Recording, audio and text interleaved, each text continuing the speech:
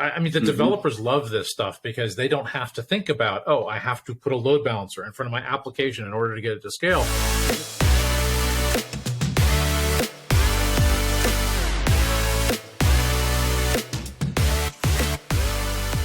All right. Hello, everyone.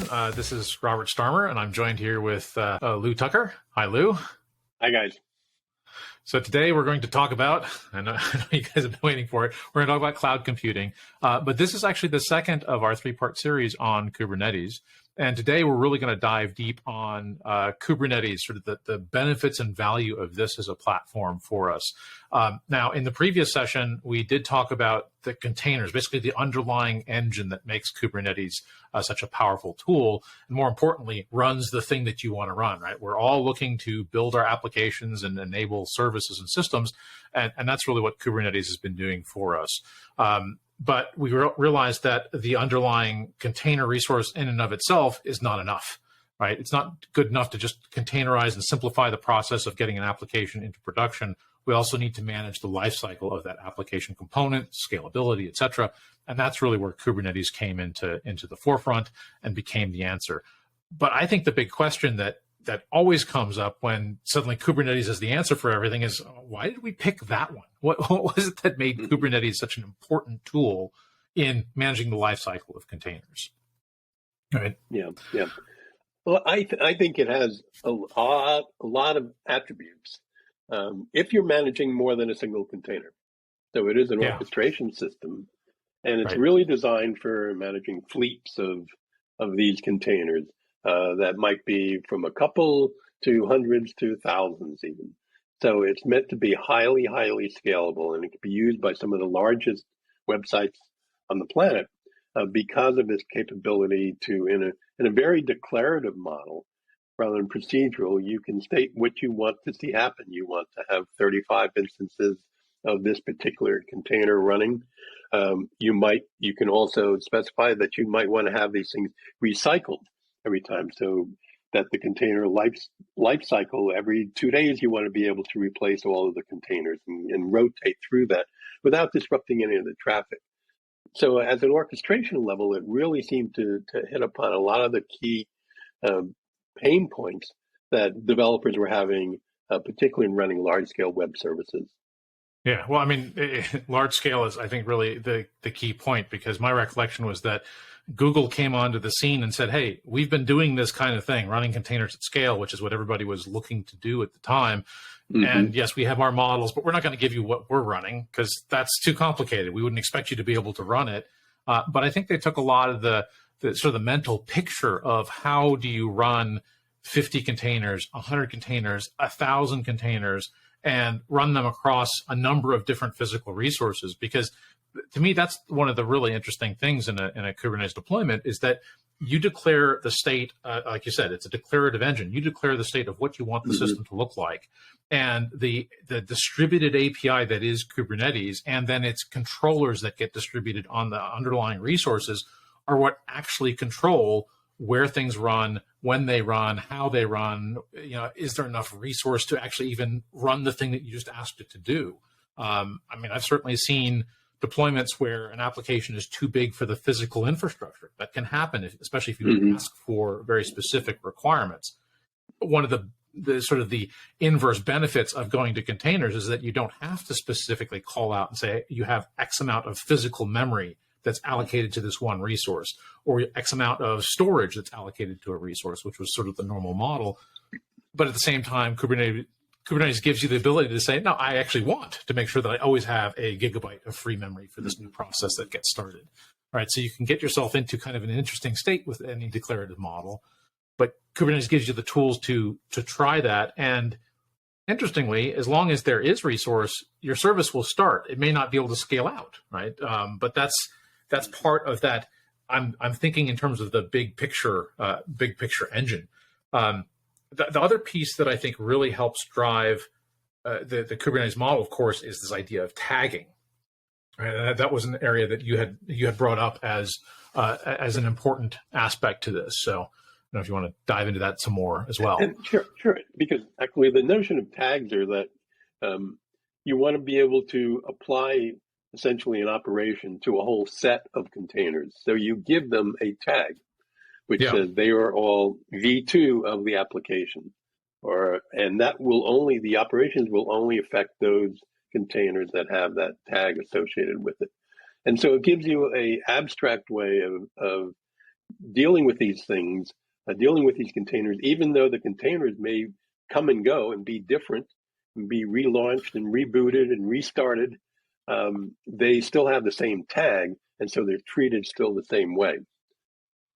Yeah, I mean, tags really do become critical for connecting pieces together as well. The idea of a service being effectively front-ended by a load balancer that gets abstracted away.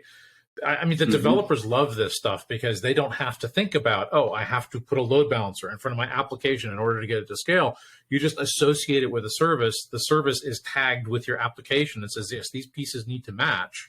And there's even a lookup engine described in that declarative definition of your application that says, this is the tag I'm going to use for load balancing versus this is the tag I'm going to use for metrics management or observability information, et cetera.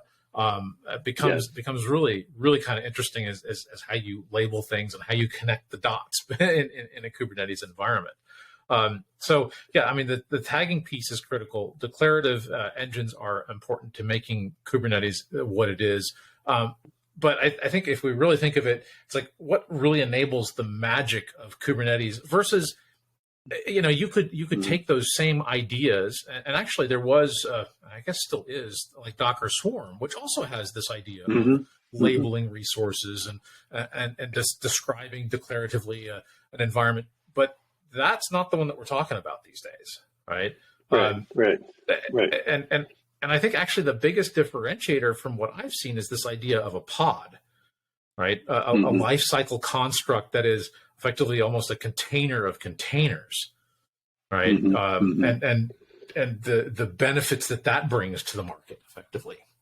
Exactly. So, and I've always thought, the self-healing capabilities so that you can have the Kubernetes control is actually can maintain that you've got 5 running instances of this application at all time, and it will monitor that, and it uses health checks and everything else coming back, so that if one of those crashes and is no longer responsive, Kubernetes will bring it up by itself, so without having to have an intervention by a system operator or something. So that resilience, all of a sudden, so we've gone from a single process to now a cluster of processes that are maintained by a orchestration system.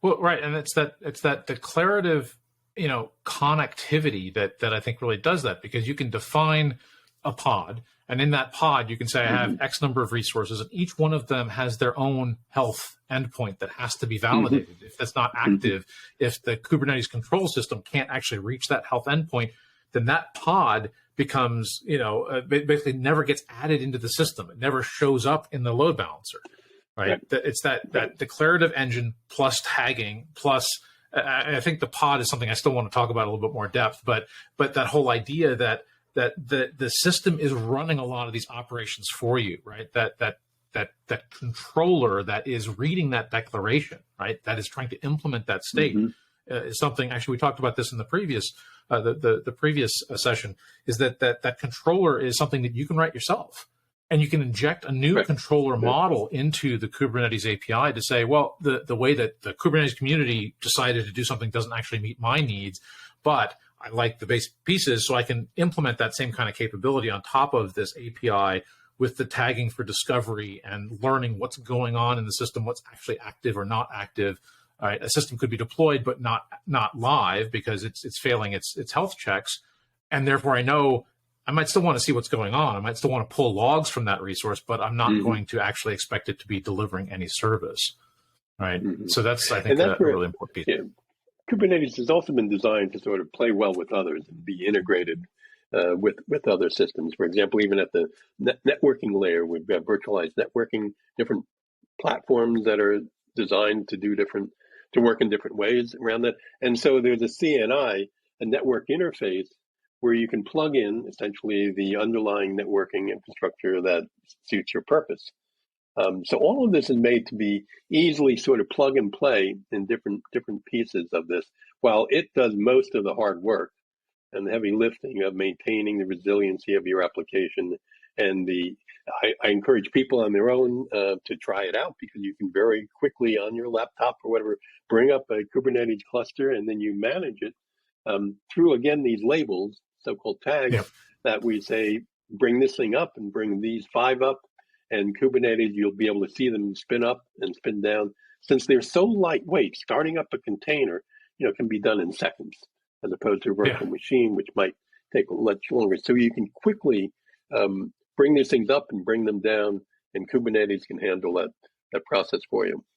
Well, and the other thing that Kubernetes does that makes, I think, things so much easier, we've talked about service mesh in the past, and again, this idea of a pod being not just a container. You can create a pod of a single container. That is effectively the atomic element of Kubernetes. Right? The thing that it's managing is that.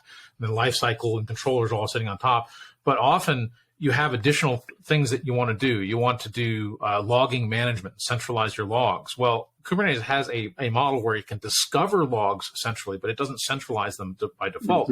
But by adding another container into the pod, suddenly you have 2 containers that have unified lifecycle, right? So if the pod, the main container dies, the sidecar container can still maybe gather logs, and then eventually it also gets removed from the system because it was associated with that one resource. More importantly, I think in terms of the security aspect of things, we have service mesh and service mesh sidecar, right? And there's another piece to the puzzle, because I can pick any service mesh. Right, just like I have CNI, as you were mentioning, to deal with, I can use multiple types of networking under the covers. I can also use these overlay services that sit on top that are software-driven enablement. That gives me a lot of flexibility to tie into.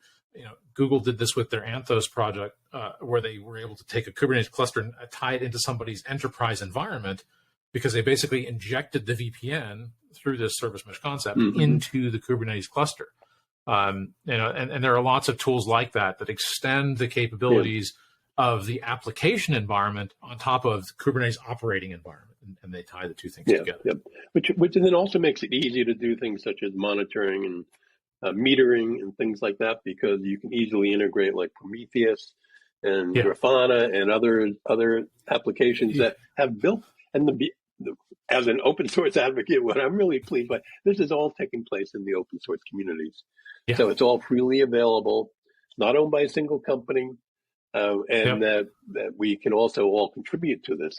And so, as the feature set's continually evolving as people get more and more experience with it, and they're sharing what they've learned with the rest of the community. Well, and I think one of the areas that I wanted to cover was also this idea that Kubernetes is yet another operating element. And to your point, the community has provided an amazing set of tools to help you run a Kubernetes cluster, especially on the development side. I think the tools for running in an operationally viable production style environment, I think, are a little bit less open.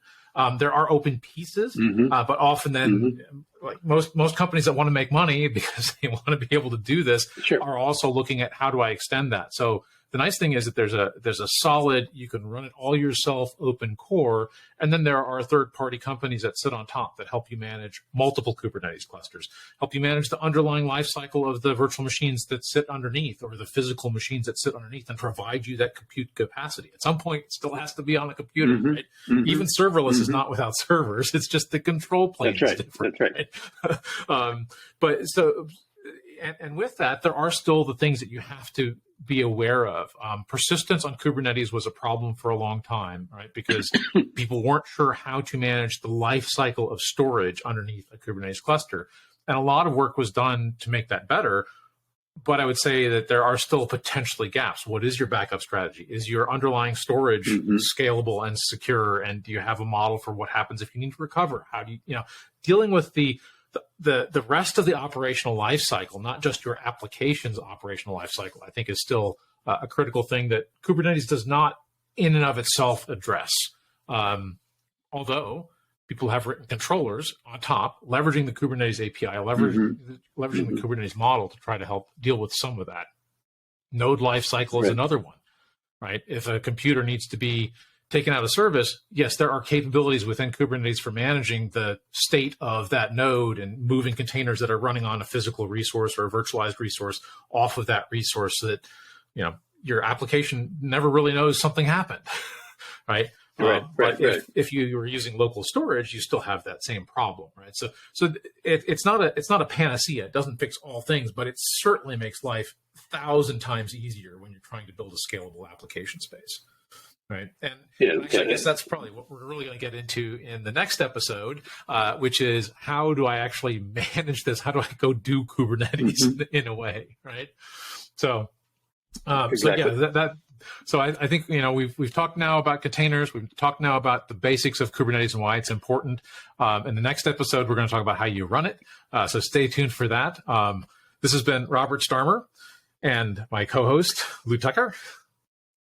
See you again. Yeah, we'll see you next time. Thanks so much.